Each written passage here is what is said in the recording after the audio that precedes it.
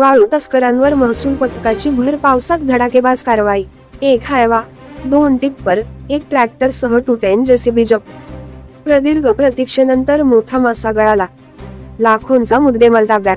माहूर तालुक्यातील पैनगंगा नदीच्या पडसा घाटातील मराठवाडा विदर्भाला जोडणाऱ्या पुलाखालून अवैधरित्या वाळूची तस्करी केली जात असल्याची माहिती अवैध गौण खनिज नियंत्रण पथकाला मिळाली।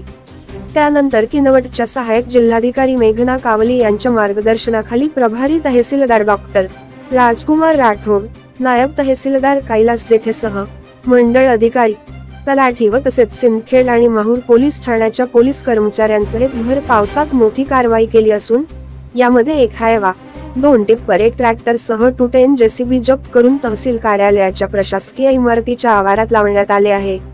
किनवटच्या सहाय्यक जिल्हाधिकारी मेघना कावली या प्रारंभापासूनच गौण खनिज तस्करी रोखण्यासाठी कसोशीचे प्रयत्न करत आहेत।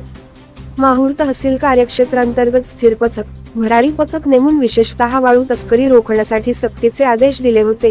त्यावरून प्रभारी तहसीलदार डॉक्टर राजकुमार राठोड व अवैध गौण खनिज नियंत्रण पथकाचे नायब तहसीलदार कैलास जेठे यांच्या नेतृत्वात दिनांक 19 जूनच्या रात्री सकाळचे 10:30 पासून रात्रीचे 2:30 पर्यंत भर पावसात पैनगंगा नदीच्या पडसा घाटावर नदीपात्रातील पुलाखाली मोठी मोहीम राबवून गब्बर वाळू तस्करांचे मुसके आवळण्यात माहूर महसूल पथकाला यश मिळाले आहे। माहूर तालुक्याच्या इतिहासातील हे सर्वात मोठी कारवाई मानली जात आहे। माहूर तालुक्यात वाळू तस्करांचे मोठे रॅकेट सक्रिय आहे। पैनगंगा नदीपात्रात या वाळू तस्करांनी अक्षरशः हैदोस घातला आहे। रात्र दिवस बेसुमार पद्धतीने अवैध वाळू उपसा सुरू आहे। या विरुद्ध महसूल विभागाने अनेक वेळा कारवाई करूनही ही अवैध वाळू तस्करी थांबली नाही। दरम्यान दिनांक 19 जूनच्या रात्री नायब तहसीलदार कैलास जेठे व तलाठी बाबर यांना पडसा नदीपात्रातील पुलाखाली जेसीबी मशीनच्या साहाय्याने वाळू उत्खनन करून वाहतूक सुरू असल्याची गोपनीय माहिती मिळाली। त्यावरून त्यांनी जाय मोक्यावर पाळत ठेवून अवैध गौण खनिज पथक प्रमुख तथा प्रभारी तहसीलदार डॉक्टर राजकुमार राठोड यांना माहिती दिली। त्यांनी महसूल कर्मचाऱ्यांसह मोठा पोलीस फौज फाटा घेऊन घटनास्थळ गाठले व धो पडत असलेल्या पावसात नदीपात्रातून बेकायदेशीर वाळू उत्खनन करणारे वाहने जप्त केली।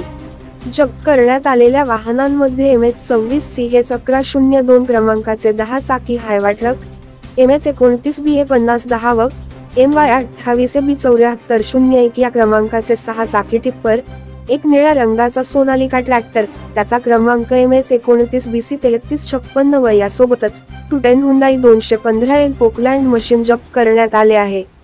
माहूर तालुक्यात मागील काही वर्षापासून महसूल विभागातीलच अधिकाऱ्यांच्या मदतीने व अर्थपूर्ण संबंधातून कॉन्ट्रॅक्टर लॉबीने तालुक्यातील गौण खनिजावर डोळा ठेवून आपले पाय पसरविले होते। बांधकाम व्यवसाय आणि गौण खनिजाचा मोठा व्यवसाय इथे सुरू होता, परंतु कुठल्याही अधिकाऱ्यांनी व कंत्राटदाराविरुद्ध कारवाई करण्याचे सौजन्य दाखविले नव्हते। त्यामुळे माहूर तालुक्यात अनेक चर्चांना उधाण आले असून अवैधरित्या गौण खनिज उत्खनन करून वाहतूक करणाऱ्यांचे मात्र या कारवाईमुळे चांगलेच धाबे दणाणले आहे। तर दुसरीकडे महसूल कर्मचाऱ्यांनी केलेल्या कारवाईचे सर्व स्तरातून कौतुक व अभिनंदन केले जात आहे।